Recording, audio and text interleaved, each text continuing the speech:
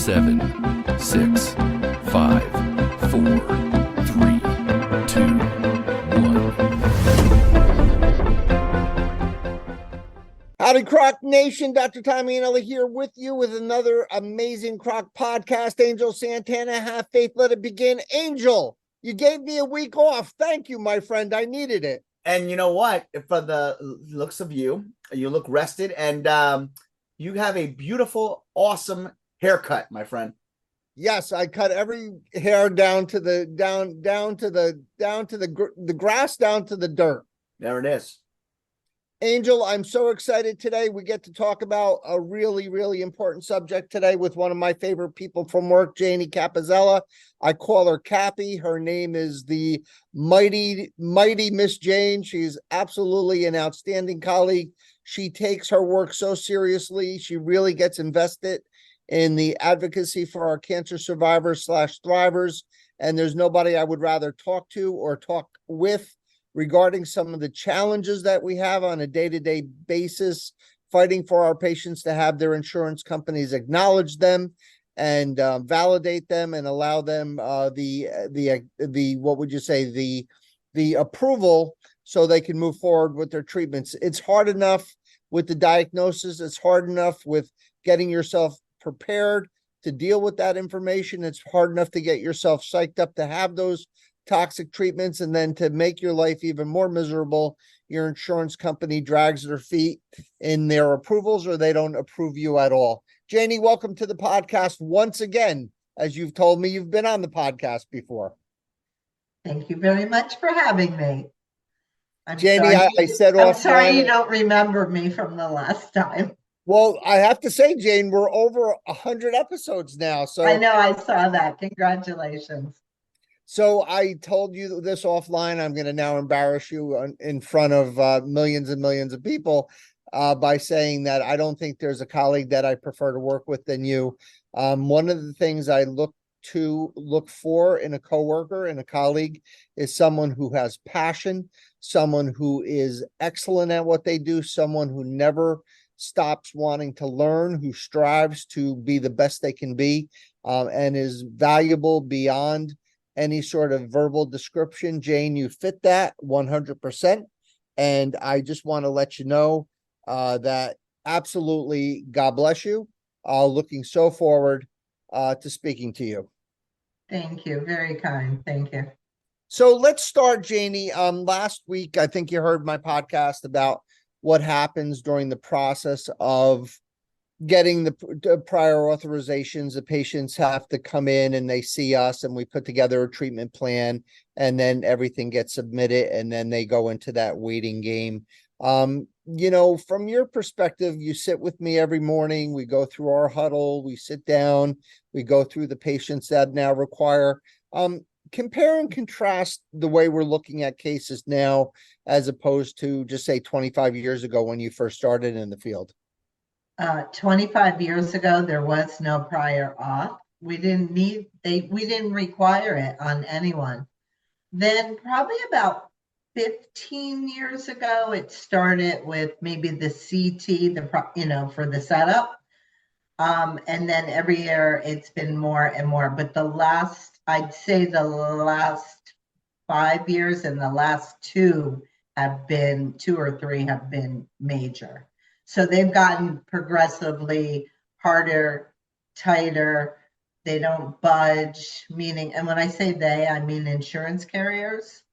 They've lost the touch of forgetting that this is a person that is very sick and needs to be treated. Nobody says, oh, I want to go get radiation treatments. It's not like, oh, I want to have a nose job or something.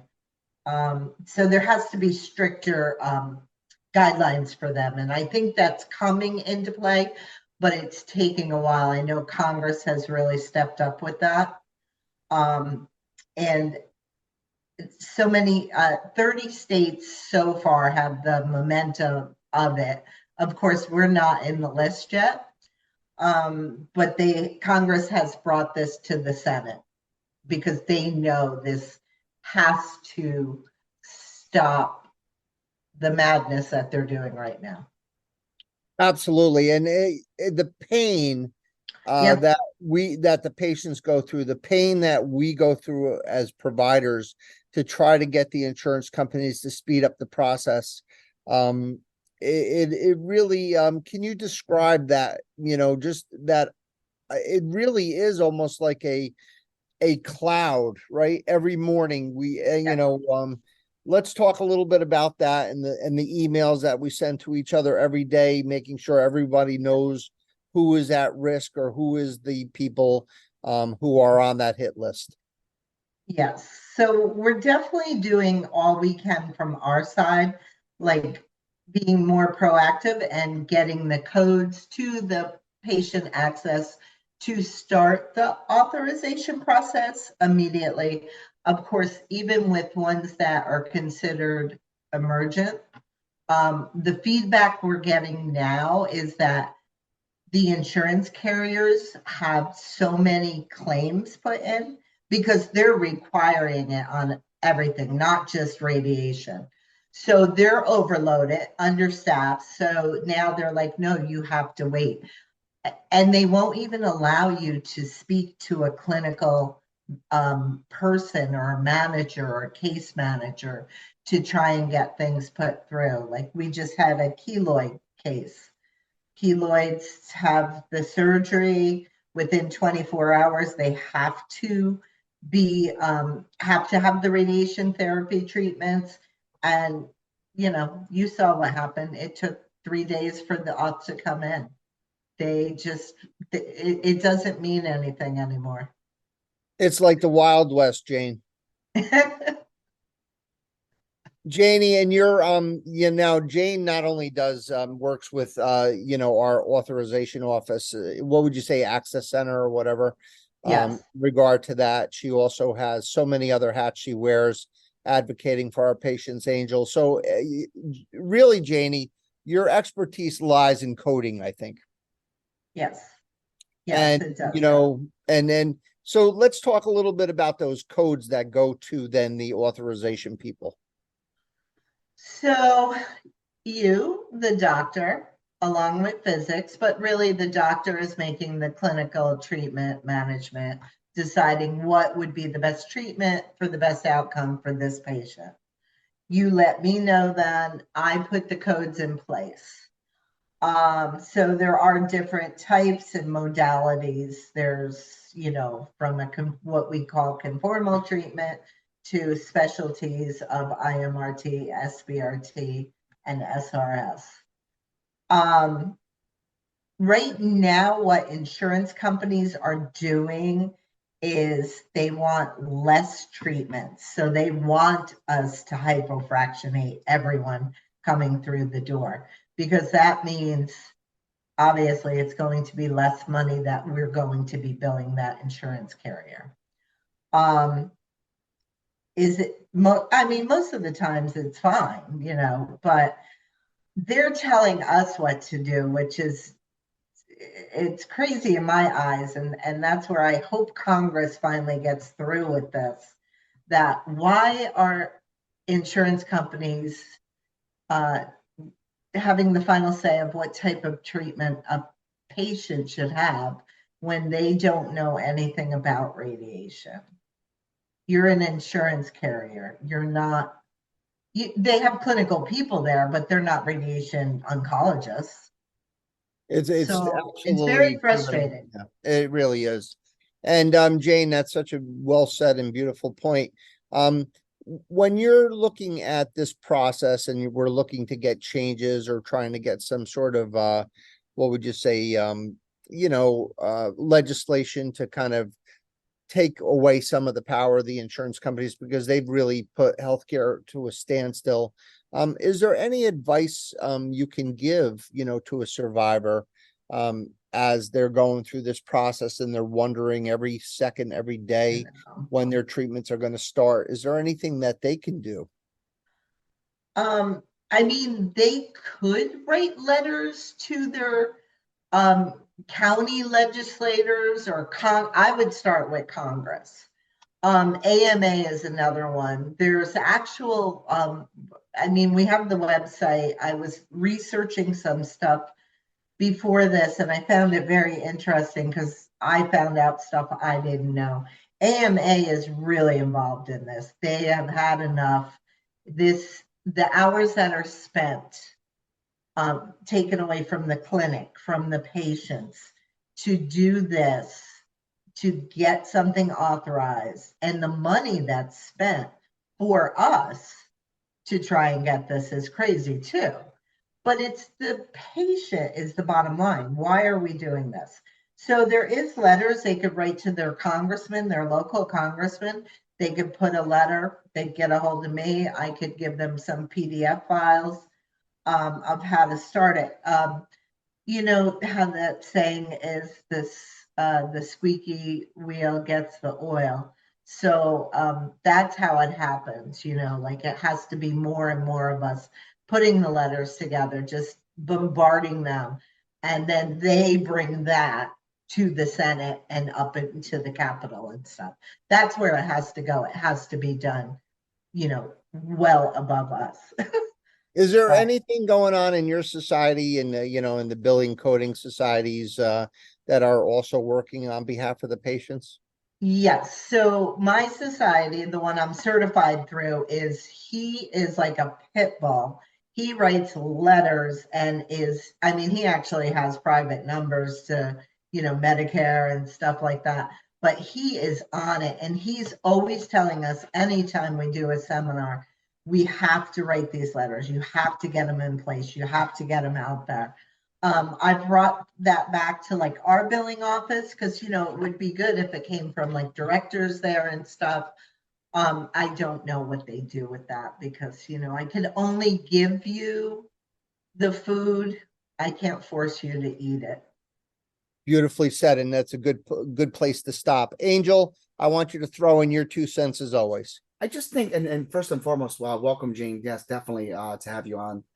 It's good to see the face with the name as we all work together. So I think, you know, the first question I have, and I think we kind of touched base a little bit, but I just wonder where they felt, and I'll say it, you know, where was the ball dropped, you know, in the case of when did this all just spiral in the different direction of making the patient more of a number rather than understanding, you know, their needs. That's my first question. And the follow-up to that would be, do you feel that there's an opportunity or a chance that somewhere down the line this can be in favor of the patient?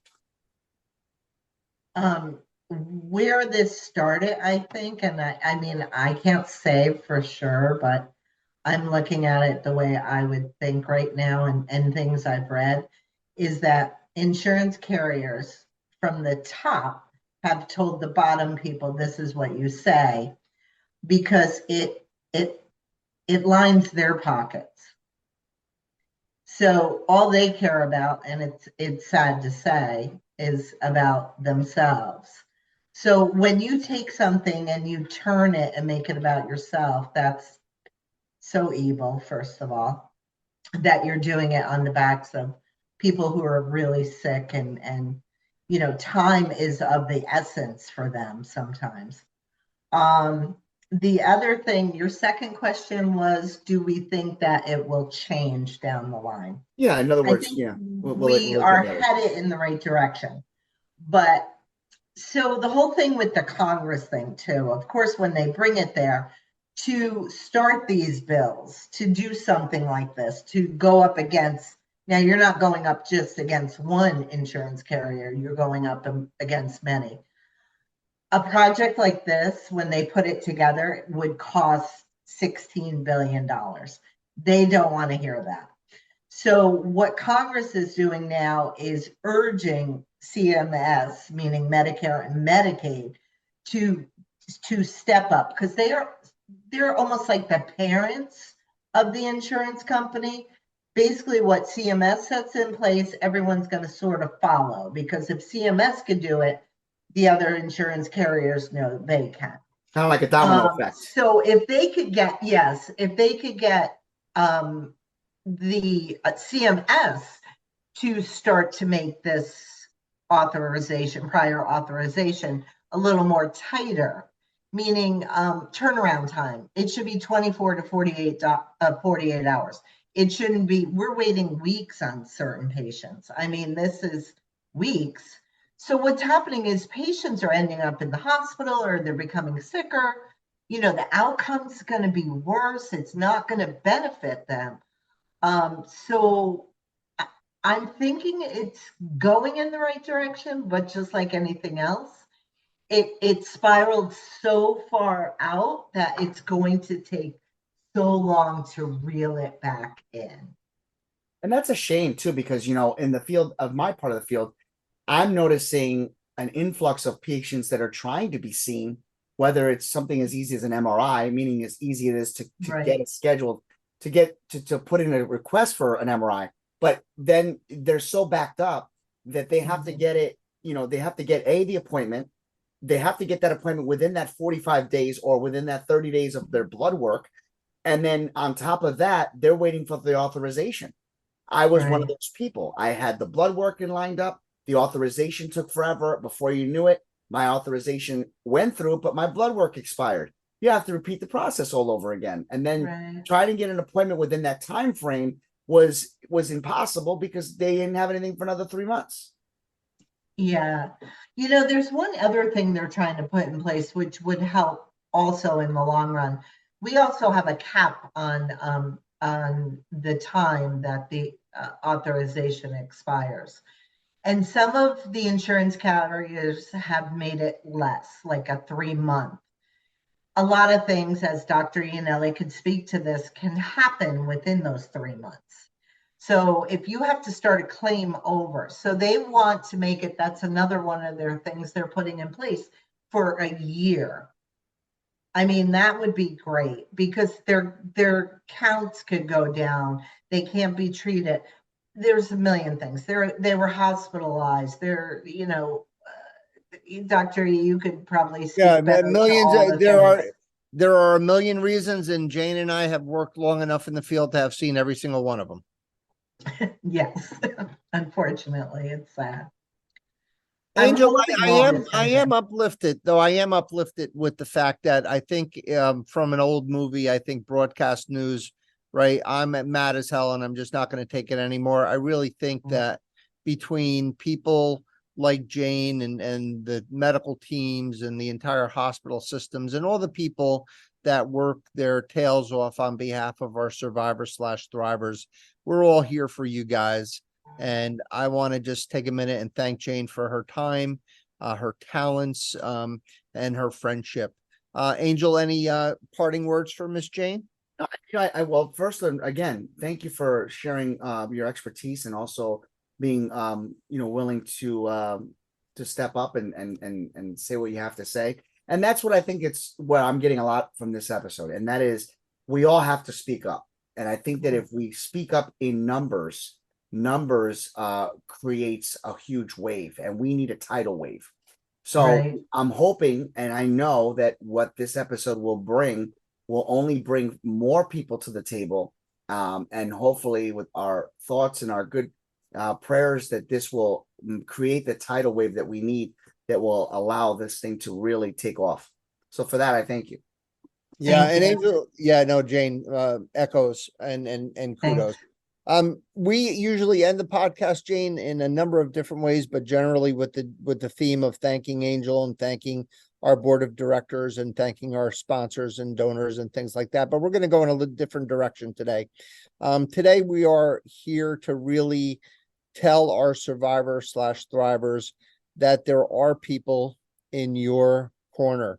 People like Jane Capozella, who represents one of many, many, many people. You may not even know them. You may never meet them in your journey of your treatments. You may never even know their names, but let me tell you, they're there. And you know what? Even though you don't know them, they know you. They breathe, they live, they sweat, they cry. They are so concerned about you guys. They're so concerned about your well-being, and they want to give you every chance you have to overcome your cancer, because cancer is not easy. You guys have been absolutely, your lives have been basically blown apart by this diagnosis and by the treatments. And the last thing you need is to worry about things like insurance companies and pre-authorizations or anything as silly and mundane as that. Jane, on behalf of all of us here at the CROC podcast, representing you and all of our colleagues that are working on behalf of our patients, we salute you. We thank you. We tip our caps and we absolutely adore you.